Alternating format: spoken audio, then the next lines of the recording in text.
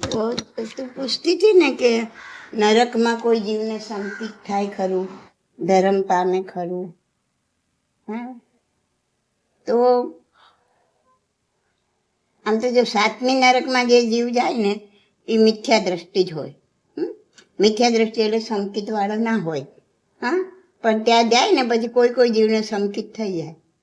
ત્યાં તેને કેવું હોય, એક આમ પાણીનું ટીપું પીવા માટે ન મળે, અન્નનો દાણો ખાવા માટે ન મળે, સૂવા માટે જગ્યા ન મળે. હા, તમે કીધું સાતમી નરકમાં જાય લોકોને સંકેત મહાવીર ભગવાનને તો સંકેત હતું ને, વમી ગયેલું હતું પછી પાછું આવ્યું. પણ સાતના જો કોઈને ત્યાં ગયા પછી સંકિત થઈ જાય, એમ પ્રાપ્ત થાય, કેમ કે આટલું બધું દુઃખ પડે ને. હવે આવું બધું દુઃખ પડે, જન્મતાની સાથે જ શરીરમાં કેટલા બધા રોગ હોય, મહારોગ હોય જન્મતા. હા, તો આવા બધા પ્રતિકૂળ સંજોગો હોય ને એમાં પણ આત્મા પોતાની શાંતિ અને સંકિત પ્રગટ કરી શકે. એટલે આત્માની કેટલી બધી શક્તિ છે એ જુઓ.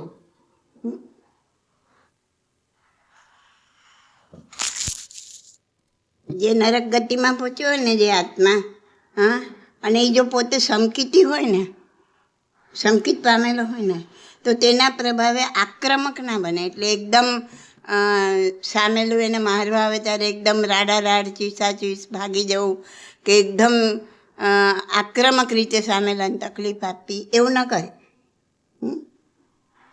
તો એ પોતે દુઃખોને ક્ષમતાથી ભોગવવા માટે તૈયાર રહે. હવે આ શ્રેણિક મહારાજ જ છે, અત્યારે પહેલી નરકમાં છે, બરાબર? તો એ સંકિત પામેલા છે. તો એ ક્ષમતાથી અત્યારે દુઃખો સહન કરે અને ત્યાંથી નીકળીને પછી આવતી 24 પહેલાં તીર્થંકરી બનશે. તો એમને પોતાના જ્ઞાનથી એ ખબર પડે કે આ પરમાધામી હવે આવશે, મને આવો ત્રાસ આપશે.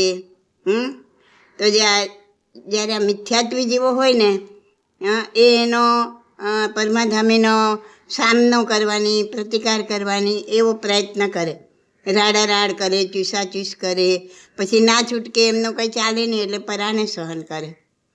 અને આ સંકિતી જેવો હોય ને એ જે દુઃખ આવે ને એનો સ્વીકાર કરે, આવકારે, ભલે આવ્યો એટલે હું આ દુઃખ ભોગવી લઈશ ને મારા કર્મોમાંથી છુટકારો કરીશ. તો એમના અધ્યવસાય ખૂબ ઊંચા હોય અને બધું મસ્તીથી સહન કરે, આનંદથી સહન કરે, ક્ષમતાથી સહન કરે, અને એટલે એના અનંત કર્મોને નિર્જરા થાય. અને એમાંય જો ઊંચા અધ્યવસાય પામી જાય ને તો નવું સમ્યક દર્શન પણ પામે. સમજણ પડી? એટલે સમ્યક દ્રષ્ટિ ના હોય, ગયા હોય ત્યાં, હા, સંકિત પામેલા ના હોય અને ત્યાં જઈને પણ પામે. તો ત્યાં કયા ધર્મથી, ત્યાં ક્યાં નથી સામાયિક કરવાની, પ્રતિક્રમણ કરવાની, પૂજા કરવાની, જૂના કર્મથી, અને જે આપણે નવા કર્મ છે એને ક્ષમતા ભાવે એને ક્ષમતા ભાવે, બસ એ જ મેઇન છે. નરકમાં એ જ ધર્મ છે, ક્ષમતા ભાવે સહન કરવું. જે જીવ ક્ષમતા ભાવે સહન કરે છે એ પામે છે. તો નિગોદમાંથી જીવ નીકળે ને સિદ્ધ ગતિમાં પહોંચે ત્યાં સુધી ધર્મ આ જ છે કે ક્ષમતા ભાવે સહન. ખાલી સહન કરો ને તોય ના થાય નિર્જરા કર્મની. એને ક્ષમતા ભાવે ન્યુટ્રલ થઈને કરનાર, તકલીફ આપનાર પ્રત્યે અંશ માત્ર તમને ઓલા ખરાબ ભાવ ના આવે, હું એને બતાવી દઈશ, એનું કરી લઈશ, એનો બદલો લઈશ, એને આમ કરીશ, એવો જ બિલકુલ ભાવ ના આવે. અથવા તો શરીરમાં એવા રોગ ઉત્પન્ન થયા, તમને પોતાને કોઈ તકલીફ આવી ગઈ, તો એ પણ ક્ષમતા ભાવે. ત્યાં કોઈ તમારું નિમિત્ત નથી, ત્યાં બીજું કોઈ. તમને જ શરીરમાં રોગ ઉત્પન્ન થયા છે તો એમાં તમે કોના પર દ્વેષ કરશો? પણ જે બી શરીરમાં બી ઉત્પન્ન થયું છે એને જેટલું ક્ષમતા, અરે રે, ઓય રે, બાપ રે, ક્યારે મળશે, શું કરવું, હાય હવે તો હું મરી જ જઈશ, હવે તો મારે મરી જ જવું છે, મારાથી સહન નથી થતું, મને આમ થઈ જશે, મને તેમ થઈ જશે, એ બધું આર્ત ધ્યાન છે. અને તિર્યંચ ગતિનું આયુષ્ય બંધાવે. જે આવ્યું છે એને જેટલું ક્ષમતા ભાવે બહુ, જે બી તકલીફ, પૈસાની તકલીફ આવી ગઈ, બીજી કોઈ સામાજિક તકલીફ આવી ગઈ, હજારો જાતની તકલીફ છે આ સંસારમાં, કે શારીરિક તકલીફ આવી ગઈ, વ્યવહારિક તકલીફ આવી ગઈ, માનસિક તકલીફ આવી ગઈ. જે બી તકલીફ આવી એમાં તમે જેટલા અરે રે હોય રે બાપરે કરો, ચિંતા કરો, અને તો એટલું એ દૂર ઠેલાય, એ જલ્દી તમને એ તકલીફ જાય નહીં. અને જેટલું ક્ષમતા ભાવે કે જે આવ્યું છે મારા કર્મના ઉદય અને મારે એને ક્ષમતા ભાવે ભોગવીને નિર્જરવું છે, તો એ ફટાફટ નિર્જરી જાય. તો આ કર્મને ઘણા છોકરીઓના સગાઈ ન થતી હોય, એ કોઈ આડે રસ્તે ચડી ગયા હોય, તો એવી પણ ચિંતા હોય. તો એ બધી તકલીફો તમે જેટલી ચિંતા કરો, ક્યારે થશે, કેમ થશે, શું થશે, ક્યાં થશે, પ્રયત્ન બધો કરો, ચિંતા બિલકુલ નહીં કરો. જેટલી ચિંતા કરશો એ કાર્ય દૂર ઠેલાશે, એ કુદરતનો નિયમ છે. અને જેટલું ક્ષમતા ભાવે સહન કરશો એટલું એ જલ્દીથી કર્મ નિર્જરીને એમાંથી તમે બહાર નીકળી શકશો. એટલે આજ પછી લાઈફમાં ક્યારે પણ કેટલું પણ દુઃખ આવે, આવવાનું જ છે. આ સંસાર દુઃખથી ભરેલો જ છે, એ સમજી જવાનું. આપણે અહીંયા સુખ શોધવા માટે આખી જિંદગી હવાતિયા મારીએ છીએ, પણ અંતે સુખ મળતું નથી. તો સમજી લો ને, તમે કોઈ બીની કુંડલી જુઓ, અરે જ્યોતિષમાં 9 ગ્રહ છે. ટોટલ કેટલા ગ્રહ છે? 9. એમાં 6 અશુભ અને 3 શુભ. 3 શુભ અને 6 અશુભ એટલે ડબલ અશુભ છે. એટલે સારો ભાગ છે એના કરતાં ખરાબ ભાગ ડબલ છે. સુખનો ભાગ છે એના કરતાં દુઃખનો ભાગ ડબલ છે. હરેકના જીવનમાં આ જ 9 ગ્રહ છે. હરેકને જીવનમાં આવી અનુભૂતિ થવાની જ છે. પણ એ બી વિચાર કરવાનો કે કોઈને કંઈ થાય, કોઈને શું અનુભૂતિ થાય, કોઈ શું માને, એની સાથે મારે શું લેવા દેવા. મને સમજ આવી, મને ખબર પડી, તો હું એમાંથી બહાર નીકળું. હું જાણી ગયો કે લાઈફ જ એવી છે, સંસાર જ એવો છે કે જેની અંદર સુખ ઓછું છે, દુઃખ બમણું છે. તો દુઃખ આવવાનું જ છે, અને જ્યારે આવે છે ત્યારે હલી જવાનું નથી, ડગી જવાનું નથી. એનો ઉપાય કરવો પડે, એ કરવાનો, ચોક્કસથી કરવાનો, પણ ચિંતાને છોડીને, આર્ત ધ્યાનને છોડીને. તો એ જલ્દીથી નિર્જરીને એમાંથી તમે બહાર નીકળી શકશો. સમજણ પડે છે?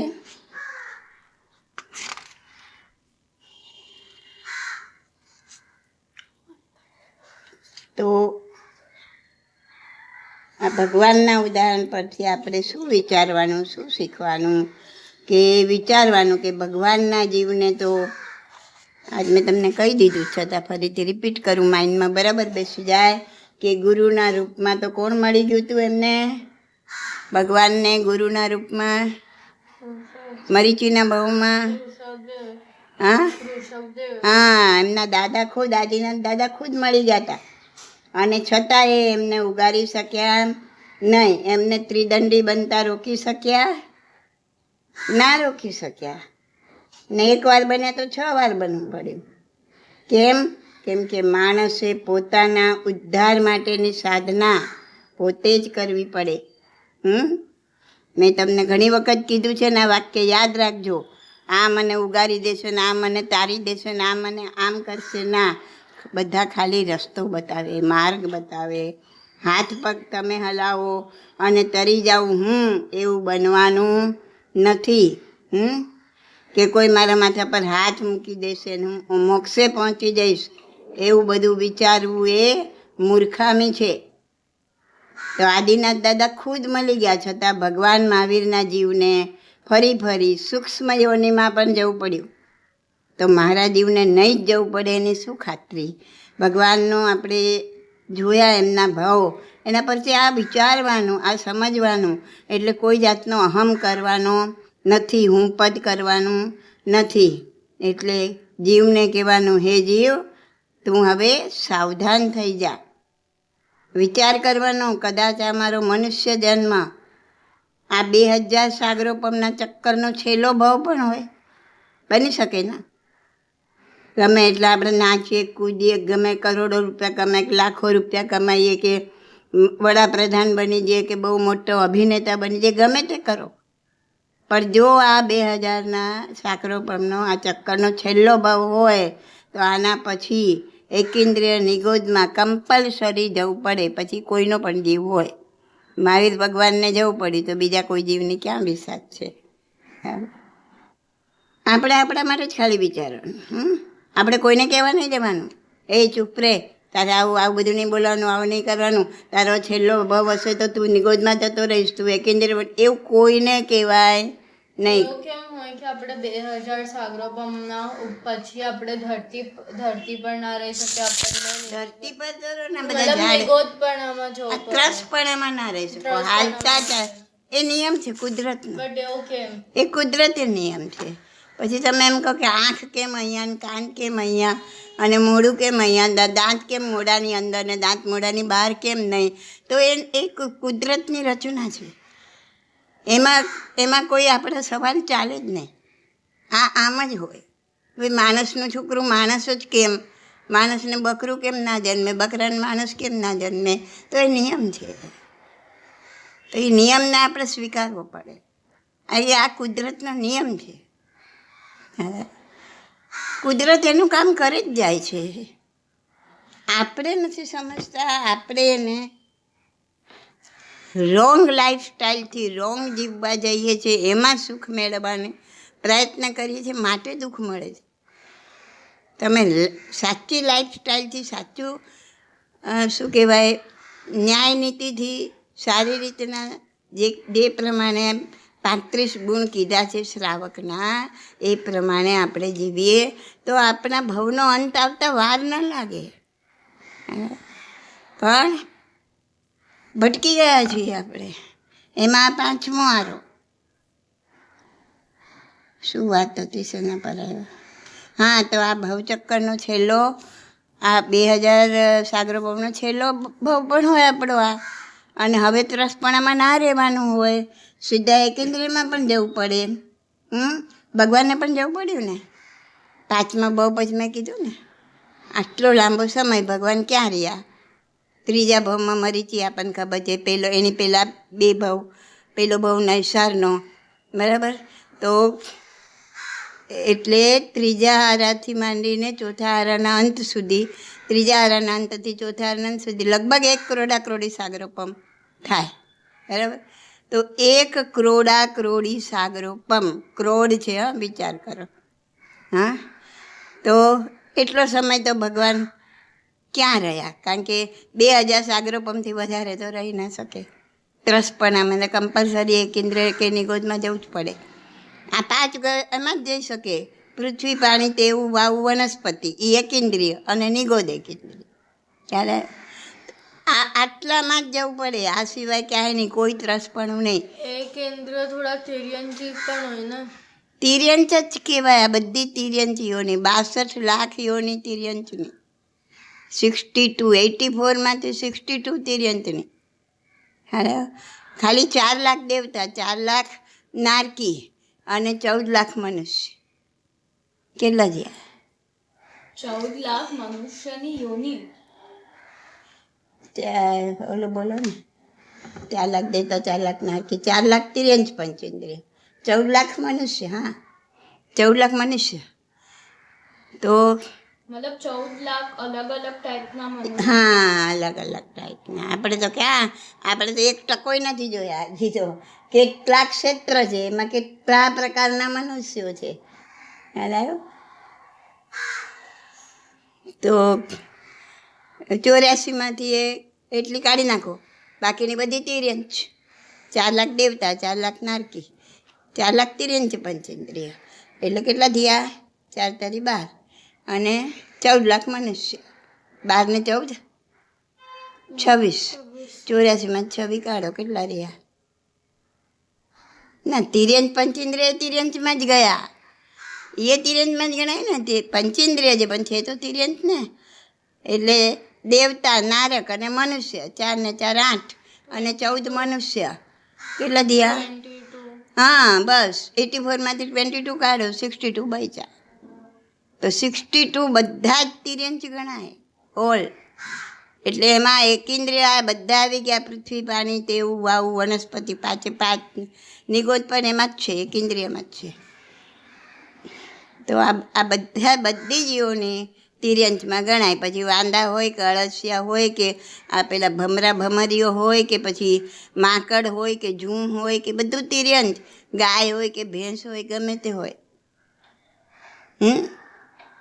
ચાર જ તો ગતિ, એમાંથી દેવતા, નારક અને મનુષ્ય, એટલી યોને કાઢી લો, બાકી બધી યોને તિર્યંશની. એટલે તો કીધું ને, તિર્યંશનો ખાડો બહુ મોટો છે ભાઈ. એકવાર એમાં પડ્યા તો બહાર નીકળવા તો બહુ ટાઈમ લાગશે.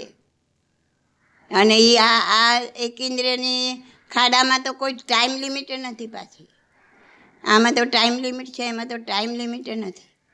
એટલે તો કીધું ને, એમ સવાલ પૂછ્યો છે કે ભાઈ નરકનું દુઃખ વધારે કે નિગોદનું? બોલો, તમારું અક્કલ જે કામ કરે એ બોલો, કયું દુઃખ વધારે?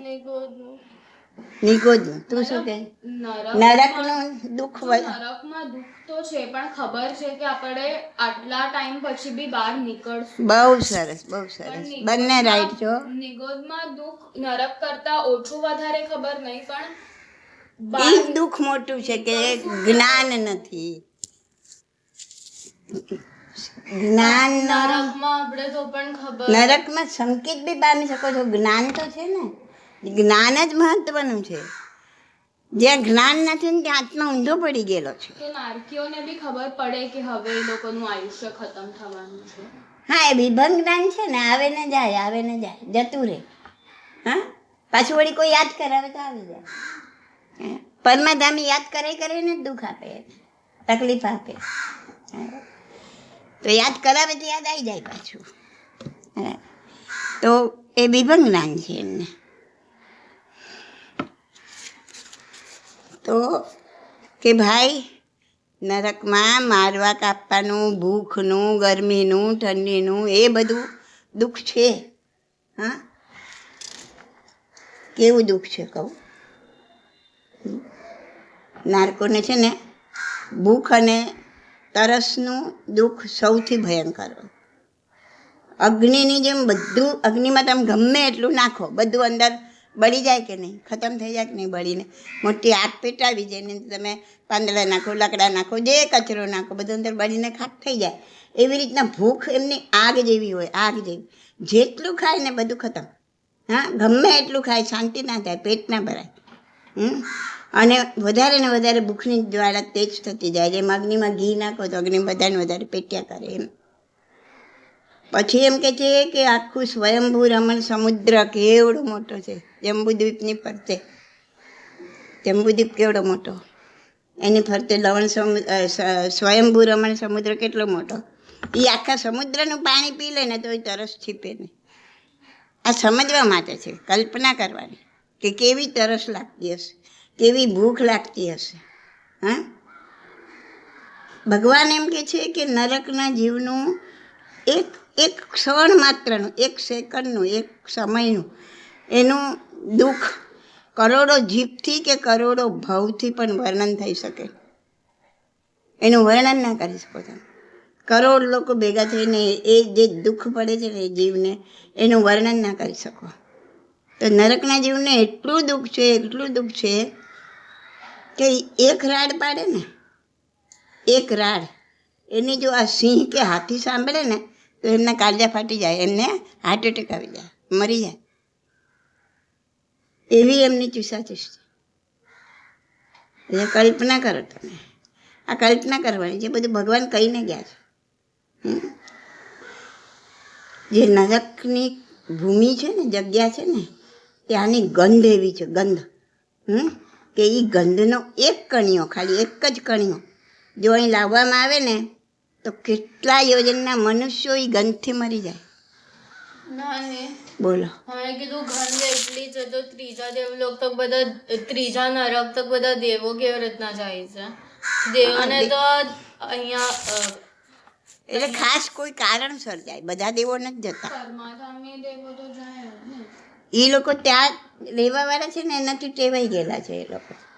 એ નીચેના દેવો, ઉપરના દેવો તો હવે જેમાં સીતા માતા ગયા રાવણને એને પ્રતિબોધ કરવા માટે, પણ ત્રીજા નરક સુધી જ, એનાથી આગળની તો એ લોકો બી ના બેર કરી શકે. ચાલે. અને ત્યાં સુધી એ ખાસ કોઈ એવી શું કહેવાય કારણ હોય તો જ જાય, બાકી ના જાય. બાકી બધા દેવો તો કોઈ જતા જ નથી ત્યાં નરકમાં, કોઈ ના જાય બીજા. દેવો અહીંયા સુધી બી નથી આવતા તો નરક સુધી. હા, એ તો આ એક ભાવનાથી કે એમને તારવું, એમને એ આત્માને તારવું, એ ભાવનાથી એ જાય છે. પછી એમની કોઈ એવી વિશિષ્ટ શક્તિથી અમુક સમય માટે જઈ શકતા હશે, ત્યાં રહી ના શકે. અને આ જે ત્યાર છે પરમાગામી દેવોને, એ લોકો જેમ આપણે છે ને, આપણે બી મનુષ્ય છીએ, અને આ ગટર સાફ કરવાવાળા ગટરમાં અંદર ઉતરીને સાફ કરે છે, એ બી મનુષ્ય છે. હા, પણ આપણે નહીં જઈ શકીએ, ગટરમાં ઉતરી શકશું, અંદર એ ગંધ સહન કરી શકશું. અને ઓલા લોકો કરે છે ને, એ મનુષ્ય જ છે ને, અને છતાં એ બી ગંધ આખી દુનિયાની ગટરની અંદર ઉતરીને સાફ કરે છે અને બધું સહન કરે છે. એવી રીતના આ દેવો જે છે એમને ત્યાં જ રહેવાનું છે, એના આગળ પાછળ જ છે. અને બધા એમાં ખાલી પરમાધામી દેવો જ શું કહેવાય આને ત્રાસ આપવા માટે જશે. એ 3 દેવલોક સુધી જો, એ બી આગળ નથી જતા, એ પણ આગળ નથી જતા. પણ એમને અને 3 નરકની ભૂમિ કરતાં આગળ વધારે ગંદકી છે, અને વધારે વધતું જાય છે. તકલીફો, દુઃખ, ક્ષેત્રની પરસ્પરજન્ય બધી વધતી જાય. હા, એટલે એમ સમજવાનું કે એ દેવોને નારકોને ત્રાસ આપવામાં વધારે આનંદ આવે છે, મજા આવે છે, એટલે આવું બધું બેર કરીને બી જાય છે એ લોકો, એમને એમાં મજા આવે. નારકીઓનું અને દેવોનું શરીર તો એક જ હોય ને, શરીર વૈક્રિય હોય, જેમ આપણી જેમ લોહી માંસ પરવું એવું ના હોય એમનું. હા, બેવનું, દેવોનું પણ વૈક્રિય હોય અને નારકોનું પણ વૈક્રિય હોય. પણ નારકોમાં પરસ્પર પણ એટલી બધી શું કહેવાય દ્વેષ ભાવના છે, વેર ભાવના છે, કેમ કે ત્યાં એકબીજાનો બદલો લેવા માટે જ પહોંચ્યા છે. ત્યાં પહોંચ્યા જ છે શેના માટે? એકબીજાને બદલો લેવા માટે. એટલે એ લોકો કેવી વેદના આપે પરસ્પર કે અગર મેં કોઈ જીવ સાથે નિકાચિત કર્મ બાંધ્યું અને સેમ ટાઈમ પર બેવ જીવ નરકમાં છે, તો એ નિકાચિત કર્મ પૂરું મતલબ ભોગવાઈ જાય? ના, ભોગવાય જ એવો કોઈ નિયમ નથી. ભોગવાય પણ ખરું, નહીં ભોગવાય. હવે એ ટાઈપનું ભોગવવાનું હોય, બેવનું ત્યારે જ ઉદયમાં આવતું હોય, એટલે એનો કોઈ ત્યાગ ન કાઢી શકે કે આ કર્મ બાંધ્યું છે ને બેવ અહીં આવ્યા એટલે બેવનું ભોગવાઈ જશે, એવો કોઈ ત્યાગ કાઢી શકે નહીં. એ બધું એ કુદરત રચના કરે છે, ક્યારે કોનું કર્મ ક્યાં ભોગવવાનું, એ રચના કુદરત કરે છે. તો આપણે એ વાત હતી ને, નારકીઓનું વૈક્રિય શરીર હોય ને, એટલે એ પણ ધારે એવું રૂપ બનાવી શકે ને, તો એ લોકો શું કરે, પોતાના શરીર દ્વારા એકદમ તીક્ષ્ણ શસ્ત્ર જેવા શરીર બનાવે, એકદમ શું કહેવાય, હા, અને પછી એનું મોઢું એકદમ વજ્ર જેવું કઠણ બનાવે એનું. અને પછી કીડા હોય ને, એવા કીડાનું રૂપ પણ બનાવે, અને કીડાને રૂપમાં એનું મોઢું કીડાનું કેવું વજ્ર જેવું એકદમ કઠણ, એટલે બીજાના શરીરની અંદર ઘૂસી જાય, અને ઘૂસીને પછી મોટું રૂપ કરી નાખે કે કીડા વૈક્રિય શરીર છે ને મોટું રૂપ કરે. હા, અને મોટું રૂપ બનાવીને હામેલાના સાઈડના ટુકડા કરી નાખે. હા, એટલે ત્યાં વેર જેમ કેવું અહીંયા બિલાડીને ઉંદર એકબીજાને જુએ તો દીઠા મૂકે ને, સાપને નોળીઓ કેવા જન્મજાત શત્રુ છે, એમ નારકો પણ જન્મજાત શત્રુ છે. એ લોકો પણ જન્મજાત શત્રુ જ છે, જેવા જન્મે શત્રુના રૂપમાં જ જન્મે એમ. અને વિભંગ જ્ઞાન હોય એટલે વધારે દુઃખ, કારણ કે બધું આગળનું જાણી લે, ખબર પડી જાય, એટલે પરસ્પર વેર ને મારપીટ ને આ બધું ચાલુ જ હોય. એટલે ત્યાં સ્ત્રી કે પુરુષ એવું ના હોય, ત્યાં બધા નપુંસક જ હોય, બધા જ નપુંસક. હા, તો તમને કીધું ને આટલું બધું દુઃખ હોય ત્યાં આગળ. તો આ ગંધનું મેં તમને કીધું કે એક કણિયો પણ જો અહીં લાવવામાં આવે તો કેટલા યોજન સુધીના મનુષ્યો મરી જાય ગંધથી. આ સમજાવવા માટે છે. ન કોઈ કણિયો ત્યાંથી અહીં લાવી શકવાનું છે, ન એ ગંધ અહીં પ્રસરી શકવાની છે. આ કશું થવાનું નથી, થતું પણ નથી. પણ આ કેવી ગંધ હશે એની ખાલી કલ્પના કરી શકો કે એ ગંધથી માણસ મરી જાય તો એ કેવી ગંધ હશે. એટલે ભગવાન એમ કહે છે કે જો આ નરકના દુઃખોને કોઈ સ્વપ્નમાં એક ક્ષણ પણ જોઈ લે ને ખરેખર જે છે એ, તો એનું હાર્ટ ફેલ થઈ જાય, એનું હૃદય બંધ પડી જાય. તો અનંત અનંત ક્ષુધા. ક્ષુધા એટલે શું? ખૂબ ક્ષુધા. ક્ષુધા તો ખબર હશે ને? ક્ષુધા, તૃષા. ક્ષુધા એટલે ભૂખ, તૃષા એટલે તરસ. હવે યાદ રાખજો. ક્ષુધા એટલે મેં તમને આ યાદ ખ્યાલ આવે એટલા માટે જ કીધું, નહીં તો ભૂખ જ કહેત સીધું. તો ક્ષુધા એટલે ભૂખ, અને તૃષા એટલે તરસ. શીત. શીત એટલે શીત, ઉષ્ણ. શીત, ઉષ્ણ. શીત એટલે ઠંડી, ઉષ્ણ એટલે ગરમી, શીતલતા અને ઉષ્ણતા. પછી દાહ. દાહ બોલો, ખબર છે? બળતરા. દાહ એટલે બળતરા. જ્વર. જ્વર બોલો, જ્વર. તાવ. તાવ આવે ને શું કહેવાય? જ્વર કહેવાય.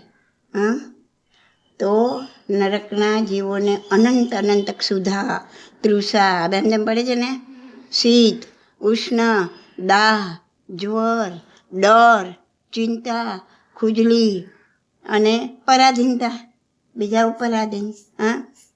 એકથી બીજી નરકમાં, એકથી બીજી નરકમાં અનંત ગણું હોય આ બધું. બીજાથી ત્રીજી નરકમાં અનંત ગણું, ત્રીજાથી ચોથી નરકમાં અનંત ગણું. એવી રીતના 7મી નરક સુધી આવું બધું દુઃખ છે.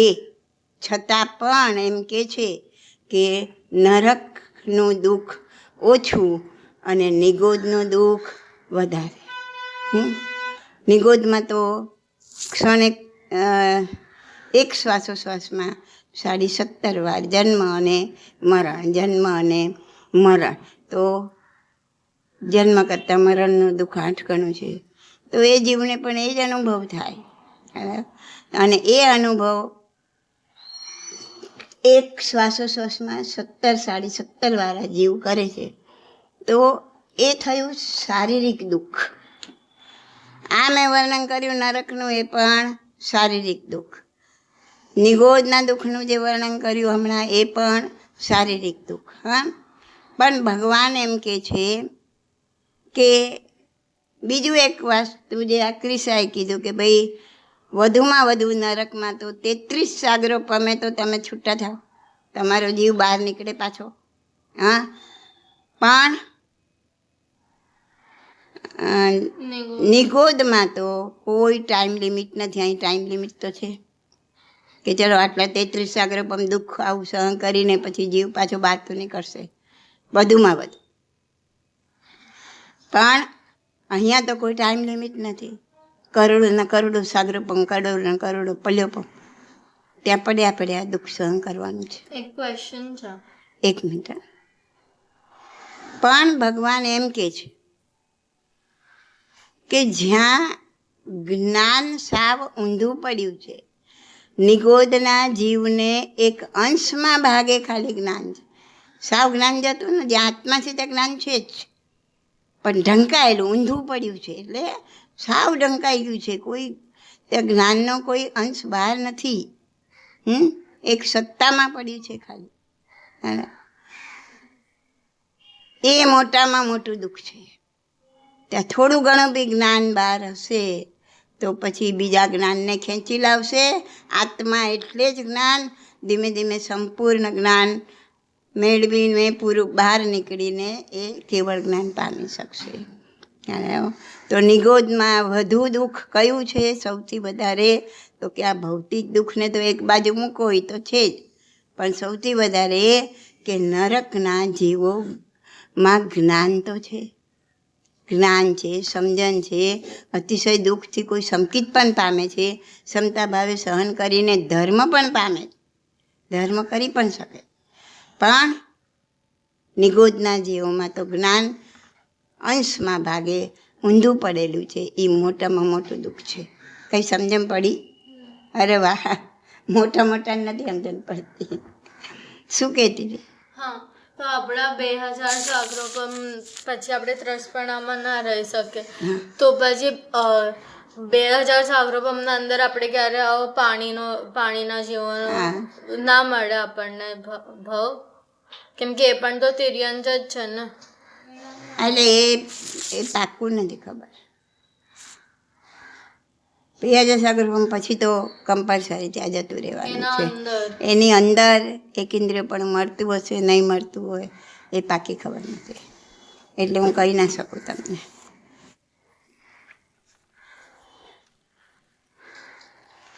એક ઇન્દ્રિયને યોગ્ય કરેલા બધા જ કર્મો પછી ખપાવવા માટેના 2 રસ્તા જ છે. હા, એક તો તમને મનુષ્ય જન્મ મળ્યો તો તમે ધ્યાન 12 તપનો સમન્વય, એટલે એમાં ધ્યાન આવી ગયું. ખ્યાલ? ધ્યાન 11મું તપ છે, ધ્યાન પછી કાયોત્સર. તો એનાથી જ તમે, એ બી ધ્યાનનો એક પ્રકાર જ છે, કૌશગ. આ કૌશગ નહીં, લોગસ ગણવાનો કૌશગ નહીં. ધ્યાનની ઉત્કૃષ્ટ કન્ડિશન. ખૂબ આગળ વધ્યા પછીની એક કન્ડિશન આવે. તો બાહુબલી રહ્યા ને 12 મહિના કૌશક ધ્યાન, બાહુબલીની વાત કરી હતી ને, ચકલાએ માળો બાંધ્યો ને, એ ઉત્કૃષ્ટ કૌશક હતો, ઉત્કૃષ્ટ ધ્યાન હતું. 12 મહિના સુધી એક આંગળીએ હલાવી નથી, માથું એ હલાવ્યું નથી. આ બધાના ઉદાહરણ લઈને સમજવાનું કે ખરેખર ધર્મ શું છે, શું કરવાનું છે ને શું કરવાથી આપણા આત્માની મુક્તિ થાય. એ ના સમજીએ તો બધું ફેરો નકામો જાય. આ જન્મ, આ મનુષ્ય જન્મ જ નકામો જાય આપણો. તો શું વાત હતી આપણી? શેના વિશે કહેતી હતી? નરક કરતાં નિગોદમાં અનંત ગણું દુઃખ છે. તે શું સવાલ પૂછ્યો હમણાં કંઈક પૂછ્યું ને તે મને? એ શું પૂછ્યું? ભૂલી ગયા આપણે. મને ક્વેશ્ચન હતો. હા, બોલ. આપણે 7 લાખ અને પ્રણાતિપાત બોલીએ, તેમાં પહેલે પ્રણાતિપાત, બીજા મુસાવાદ, એ બધાનો મતલબ શું છે? એ બધા પાપ છે. પ્રણાતિપાત એટલે હિંસા, મારવું કોઈને, હિંસા કરવી, કોઈ જીવને મારવો. એટલે પહેલું જ મોટું પાપી કીધું છે કે જીવ હિંસાથી બચો. જેટલી ઓછામાં ઓછી હિંસાથી જીવાય એમ જીવવું તો પડશે. જીવ્યા વગર તો સાધના કેવી ના કરી શકશે? હા, આપણો તો ટાર્ગેટ એ બી નથી કે આપણે સાધના કરવા માટે જીવવું. આપણો તો ટાર્ગેટ છે મોજ મજા કરવી ને આનંદ કરી લેવો. ને આ જીવન મળ્યું છે તો મળ્યું છે, પછી પાછું ક્યાં મળશે? જેટલી મોજ મજા ને આનંદ ને આ બધું થાય કરી લો, ભોગવાય એટલા ભોગવી લો. એ ટાર્ગેટ ના હોવો જોઈએ. ટાર્ગેટ તો જીવનની સાધનાનો જ કે મારા વધુમાં વધુ કર્મની નિજરા કેવી રીતના કરું અને વધુમાં વધુ હિંસામાંથી બહાર કેવી રીતના નીકળું, ઓછામાં ઓછી હિંસાથી કેવી રીતના જીવું. એ પ્રણાતિપાત, મુસાવાદ, જૂઠું બોલવું. 4-5 છે. હું તને ખાલી મોઢેથી કહું છું, પછી તને આ ડિટેલમાં અડાર સમજાવીશ. તો જૂઠું, મૃષા એટલે જૂઠું ને વાદ એટલે બોલવું, ખોટું બોલવું. અદત્તા દાન, દત્તે એટલે આપવું, દત્તા એટલે આપવું, અદત્તા એટલે નહીં આપેલું, દાન લેવું, નહીં આપેલું દાન લેવું એટલે કે ચોરી કરવી. આ બધા મહાપાપ છે. મૈથુન સેવું એટલે આ ભોગવવા. પરિગ્રહ એટલે બધું સંગ્રહ કરવું, ભેગું કરવું. પછી એમાં જે રાગ છે, દ્વેષ છે, ક્રોધ છે, માન છે, માયા છે, લોભ છે, બધું આવે છે ને, એ બધા પાપ છે. તો એને થોડું વધારે ડિટેલમાં આપણે 18 પાપસ્થાનકમાં લઈશું.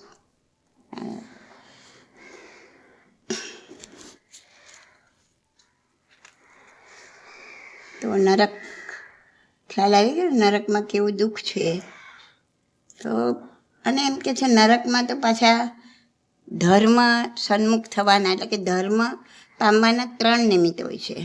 હા, જો પહેલી 3 નરકમાં કયા કયા નિમિત્તથી થઈ શકે ધર્મ ત્યાં? એક પર પહેલી 3 નરકમાં તો કોઈ દેવ જઈને એમને ધર્મ સંભળાવે, ધર્મ સમજાવે અને એ આત્મસન્મુખ થઈ જાય. હવે કોઈ જન્મના દેવ સાથે એટલે 2 મિત્ર હોય કે એકબીજાને કોલ દીધેલા હોય કોઈ પણ રીતના, તો એક દેવમાં ગયો ને એક ગયો નરકમાં, તો એને જ્ઞાનથી અવધિ જ્ઞાનથી દેવને ખ્યાલ આવશે કે આ મારો મિત્ર, આનો જીવ અહીંયા છે ને મારે એને ધર્મ પમાડવાનો છે. મેં એને પ્રોમિસ કરેલું છે કે આપણે 2માંથી બંને એકબીજાને ક્યાં કોઈ જન્મમાં ધર્મ પમાડવો. અને એ ધર્મ પમાડવા માટે એને જાય ને એને શ્રવણ કરે, સાંભળે અને ઓલો ધર્મ પામે, એવું બની શકે ખરું. ખ્યાલ આવ્યો?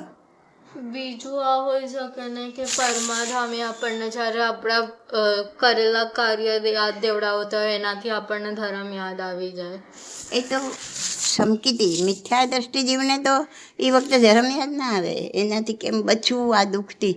આપણે કેવા, આપણે મિથ્યા દ્રષ્ટિ છે ને આપણને કોઈ રોગ થાય, તકલીફ આવે ત્યારે આપણને ધર્મ યાદ નથી આવતો. ત્યારે આપણે એનાથી કેમ બચવું ને શું કરવું, બસ યાદ તો ધ્યાનમાં ગરકાવતા જઈએ છીએ. એમ એ લોકોને આ પરમાધામી પીડા કરવા આવે એટલે એનાથી કેમ બચવું ને એનાથી સહન ના થાય એટલે રાડ ને ચીસ ને માર કાપને એમાં એને ધર્મ યાદ નથી આવતો. પછી કોઈક જીવ સમ્યક દર્શન પામી જાય છે, કોઈક જીવ. પછી આટલા બધા દુઃખ સહન કરતા કરતા હા, એ જ એટલે બીજું એ પેલું કારણ કોઈ દેવ જઈને ધર્મ શ્રવણ કરાવે અને આત્મસન્મુખ થઈ જાય. બીજું કોઈ જીવને જાતિ સ્મરણ જ્ઞાન થાય, હા, અને પહેલાં સાંભળેલો ધર્મનો ઉપદેશ યાદ આવી જાય. ધર્મનો ઉપદેશ બધો બહુ સાંભળ્યો હોય, નરકમાં ગયા ને પોતાને જાતિ સ્મરણ જ્ઞાન થયું અને એ ધર્મનો ઉપદેશ યાદ આવ્યો તો પણ એ આત્મસન્મુખ થઈ જાય. અને ત્રીજું આ તમે કીધું એ અસહ્ય પીડા, ખૂબ પીડાને કારણે, અને આ બધી પીડા કેમ થાય છે મને, ત્યારે એ વિચારે કે મને અમારા કરેલા પાપનું ફળ છે અને એ જાણીને પોતે પોતાના સ્વરૂપના ચિંતનમાં ચડી જાય અને ધર્મ પામે. આ રીતના 3 કારણ છે નરકમાં ધર્મ પામવા માટેના. ખ્યાલ આવ્યો? અને 3 કારણ ધર્મ પામવા માટેના, 3 કારણ આ વેદનાના. એક તો સમજાય ને તમને હમણાં કે પરસ્પર કેવી રીતના એકબીજાને ઓલું કરે. અને એક આ ક્ષેત્રની વેદના, એટલે કે જે ભૂમિમાં છે લોકો, પહેલી નરકનું ક્ષેત્ર, બીજી નરકનું ક્ષેત્ર, ત્રીજી નરકનું ક્ષેત્ર, તો એ ક્ષેત્રની જેટલી બધી વેદના છે, ભયંકર વેદના છે, એને ક્ષેત્રકૃત વેદના કહેવાય. તો પહેલી 3 ભૂમિમાં ઉષ્ણ વેદના. હવે તમને મેં ઉષ્ણ સમજાયું, બોલો. ગરમી, એવી ગરમી આગમાં લગાડી હોય ને એવી ગરમી હોય, તો એ ઉષ્ણ વેદના છે પહેલી, બીજી ને ત્રીજીમાં. ચોથીમાં ઉષ્ણ શીત, એટલે ગરમી એવી હોય, ક્યાંક ઠંડી એવી હોય, ઠંડી હોય ત્યારે ખૂબ ઠંડી હોય, ગરમી હોય ત્યારે ખૂબ ગરમી હોય. 5મીમાં શીતોષ્ણ, એટલે ઠંડી ખૂબ, ગરમી ઓછી. 6ઠીમાં ઠંડી જ ઠંડી, કેવી ઠંડી, તમે બરફ, ઓલું શું કહેવાય, પહાડ હોય ને એ ઠંડીથી પહાડના કણ છૂટા પડી જાય એવી ઠંડી. અને 7મીમાં શીતતર વેદના હોય. ઉષ્ણ એટલે ગરમી, ને જીવને કેવી ગરમી કે જીવતો જીવને ભઠ્ઠીમાં નાખે ને. ભઠ્ઠી ખબર છે? હા, તને ખબર છે? ઓલું ચણા જેમાં ઓલા કરે ને, એ તો નાની ભઠ્ઠી કહેવાય જેમાં લોખંડ પીગળે. કેવી ગરમી, કેવી ભઠ્ઠી. લોખંડ બનાવવાની જે હોય ને એમાં લોખંડને પીગાળવા માટેની જે ભઠ્ઠી હોય ને, જે ગરમી પેદા કરે ને, એ ભઠ્ઠીમાં માણસને જીવતો નાખી દે અને એને જે પીડા થાય ને એનાથી અનંત ગણી પેલી નરકમાં થાય, બીજી ત્રીજી ને ચોથીમાં એનાથી અધિક. નરકની ઉષ્ણતાનું એ તો મેં કીધું તમને, એ ગરમીનો એક કણ બીજો અહીં આવે ને તો હજારો યોજનના માણસો મરી જાય. એવી આ દુઃખની એવી પરાકાષ્ઠા છે, એની કોઈ લિમિટ જ નથી. એમ કે જે 1,00,000 યોજનની ઊંચાઈ વેળવો, મેં સુમેરુ પર્વતની બરોબર લોઢાનો પિંડ, પર્વત જેટલો લોઢાનો પિંડ, લોઢું હા, એ પણ ઓગળી જાય એવી ગરમી. ને 6ઠ્ઠી ને 7મી નરકમાં એવી ઠંડી કે એવડો મોટો લોઢાનો ગોળો હોય ને પર્વત જેવો, એ પણ ગળી જાય ઠંડીમાં. એટલે કે ઠંડીના લીધે એના અણુઓ વિખરાઈ જાય. એટલે આ બધું સાંભળીને નિરાશ નથી થવાનું, આ બધું સાંભળીને જીવને ધર્મ પમાડવાનો છે કે આ બધું કદાચ હું કેટલી વાર જઈને આવી હોઈશ નરકમાં ને પાછું જઈશે ખરી, તો મને જે થઈ ગયું એ થઈ ગયું, હવે નવું નથી કરવું એવું મનથી નક્કી કરવાનું. બને એટલું બહાર નીકળવું છે આમાંથી. આ ડરવા માટેનું નથી, ડરવા માટેની આ વાત નથી, સાવધાન થવા માટેની વાત છે, એવેર થવા માટેની આ વાત છે. અને ઓલું તો મેં તમને સમજાવ્યું, પરસ્પર એકબીજાને ટુકડા કરી નાખે એવું. તો આ રીતના. અને ઓલી પરમાધામીકૃત વેદના, એક આ 3 ટાઈપની વેદના હોય, ક્ષેત્રકૃત, પરસ્પર અને પરમાધામીનું કરેલું. તો એ પરમાધામી આગળના પાપ યાદ કરાવીને કેટલી જાતના પ્રહારો મારી મારીને એને ઉકાળે તાવડામાં ને જીવને એ દુઃખી કર્યા જ કરે. તો હવે સમજણ પડી કે આ નરકનું દુઃખ છે. ભગવાન પોતે જઈને આવ્યા છે. જો નરક ગણાય એમ કે આવું તો કંઈ હોતું હશે નરક જેવું, જો ના હોય તો ખુદ ભગવાન શું કામ એમ કે, એમને શું જરૂર હતી કહેવાની કે હું 7મી નરકમાં જઈને આવ્યો, 4થી નરકમાં જઈને આવ્યો. પાર્શ્વનાથ ભગવાને કીધું, આદિનાથ ભગવાને કીધું કે હું આ નરકમાં જઈને આવ્યો, હું આ નરકમાં આ ગયા એટલે એમણે કીધું. કોઈ ખોટું નથી બોલતા, એમણે બધું સમજાવ્યું. એક નરકનો વિસ્તાર કેટલો, કેટલી જાડી છે, કેટલી પહોળી છે એક નરક. 7 નરકનું વર્ણન કરીશ. નરકવાસા કેટલા, એટલે કે નરકવાસા એટલે નરકને રહેવાના સ્થાન, નારકોને રહેવાના સ્થાન, નરક નહીં નારકોને.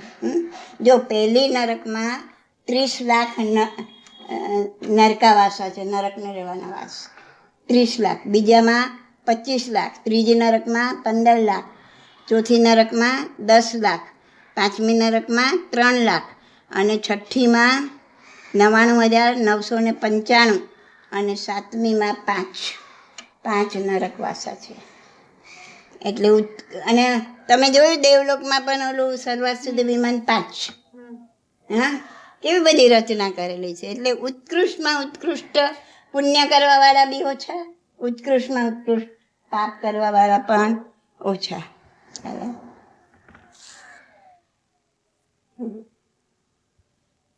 તો સમજણ પડી. આ સમજીને આ બધામાંથી જેટલું બને એટલું મનથી બહાર નીકળો. ચાલ બીજું કાંઈ